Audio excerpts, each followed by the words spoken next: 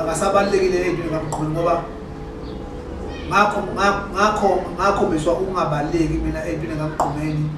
ebandleni lokho lisahlangene kufanele kokubeke kucaca ibandla lokho lisahlangene la ngiqhuba ukusha ngikhona la ngiqhubusha leza izinto la ngifihlela izinto kodwa into engibona ukuthi wayile ngifihlela inkinga ukuthi ke ngayimisela umqhubeni ngiyithanda futhi into engiyenzayo angabheki ukuthi ngelanga ngingaba umculo so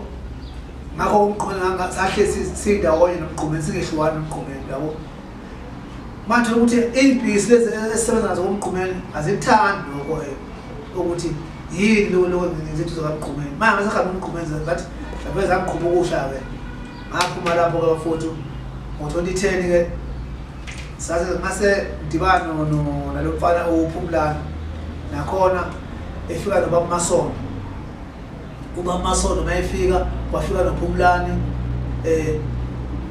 elokhu ekhuluma ngoba nawo Masondo azange kube lula ukuthi ngivele ngisuke nje wathi mangabe uBaba Masondo sashona ke bayamazi oyene company kuthiwa ezehlathi wayelokhu efika lezo ngivakashela ezongishela eshela kuhle kwentombi